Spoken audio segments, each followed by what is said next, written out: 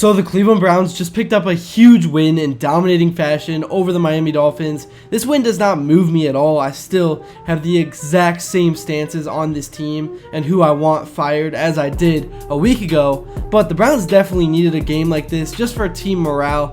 I was happy for the players that actually do care and are trying to compete. This was the game of the year for Quinshon Judkins. He had gone through so much over the last few months and he deserved this. And hey, the Browns are now through the hard part of the schedule. There are some games coming up that they can compete in. I think we learned a lot in this 31-6 win over Miami. I think there are some things Stefanski did that he should continue to do over the next few weeks. There's a lot of news to talk about. But before I begin, I would really appreciate it if you would drop a like and subscribe. It only takes 5 seconds, plus you can always change your mind. We are on the road to 60,000 subscribers, and with your support, I believe that we can get there super fast. Alright, so first things first, let's take a look at what Quinshon Judkins actually did and how he was able to break the Dolphins front and pull off the hat trick.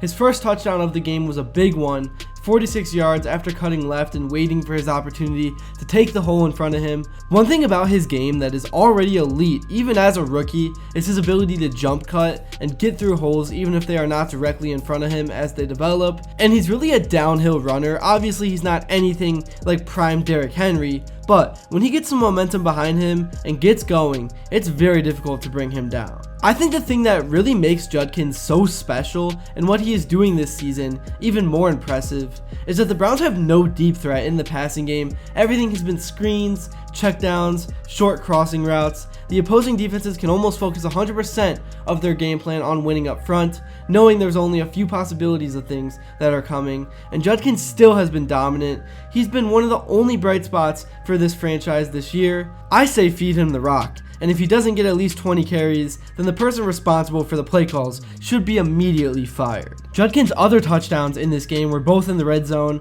One was actually lined up in a wildcat formation where he took it himself and he managed to handle a bad snap and still punch it into the end zone. At Ohio State, he was mainly used in the red zone, while Travion Henderson, of course, got a lot of the carries on the opposing side of the field. I thought it was neck and neck between the two of them in terms of draft stock. It seemed like the Browns made the wrong pick initially, but this is one of the very few instances where I have to give credit to Andrew Berry and the front office for picking a guy that has provided an immediate impact for this offense. Now let's talk about Dillon Gabriel. He really did not have to do much in this game. Honestly, I was disappointed in some of the throws early on in the first quarter, especially the one where he missed a wide open guy in the end zone and what should have been a touchdown pass. It kind of seems like he is struggling to see over the line in front of him, which makes sense being that he's like 5'7" or 5'8", which has caused him to be just a bit off with everything. But still, he is a rookie quarterback on a team with no receivers, and he outperformed a guy making over $50 million per year.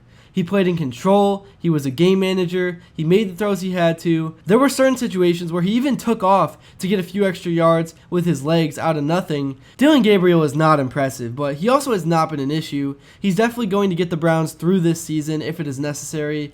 I do think we are seeing slight improvements week by week, but still, to this point, I have not been blown away by anything that Gabriel has done. Anyways, I know this is not news, but in a way it kind of is. I want to talk about Kevin Stefanski because winning in this fashion definitely just stalled him some more time before getting fired, if he even does at all this season. And that is huge because I am beyond ready for Jim Schwartz to be the leader of this team. His group dominates week in and week out, and it just seems like he's a natural leader. I don't want to be that guy that just continues to hate on Stefanski even after a good game. This was the most creative we have seen the Browns offense in over a year, really even almost 2 years. But again, it was the Miami Dolphins, the only team with less direction right now than this one, and it's a lot easier to be creative when your defense forces 3 turnovers. Basically, they had 2 pick sixes and put up 14 points themselves. But it was nice to see the Browns finally get rid of that embarrassing stat of them being the only team to not score 18 points when half of the MLB did this season. It was a dominating performance from start to finish, probably the end of Tua and Mike McDaniels. Let's get into some of the numbers.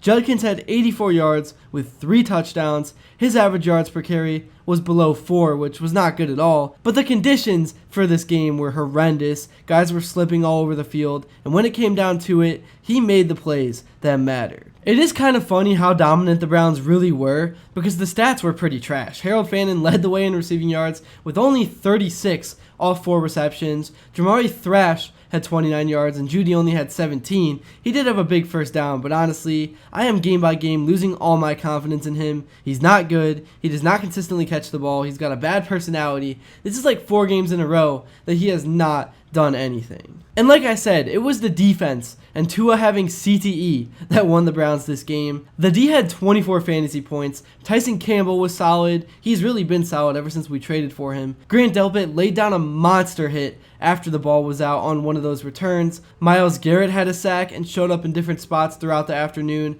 Alex Wright was an animal with 4 solo tackles, and he slammed that lineman to the ground on that weird play where he caught the ball in the air, which it could have been a fumble. I don't know. That was just strange all the way around. But that was a monster hit by him. And 2 of his tackles were for a loss. And then Ward blanketed the Dolphins receivers and Waddle as well. One guy who is really starting to get praise and recognition is Carson Swessinger out of UCLA, and for good reason. He had 3 solo tackles and 3 assisted tackles in this game, along with 1 tackle for a loss, but beyond the numbers, it's his presence, his preparation, always being in the right spot and anticipating what's going to happen. That's what's made him so valuable. Even though the Browns have been trashed this season, the defense has certainly not. He has been the perfect replacement for JOK, and I'm hoping we can pair both of them together next year, even though it's probably unlikely. Here's what some of the players and also Kevin Stefanski had to say in their postgame interviews following this win.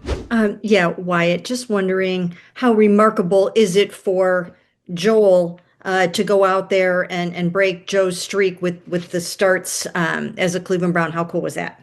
Yeah, that's awesome. I think he was talking about it on Saturday or the day before the game. But it's just, it's surreal when you go out there and you just, you see it, he's getting that start, and it's amazing. The communication's the same. Sometimes, it's a little bit different with who's in there or whatever. But at the end of the day, I have two great tackles playing next to me who are going through rotation, but I don't notice any drop off whenever we're in there and we can play. So, I'm blessed to have 2 guys that play so hard next to me. So I'm thankful.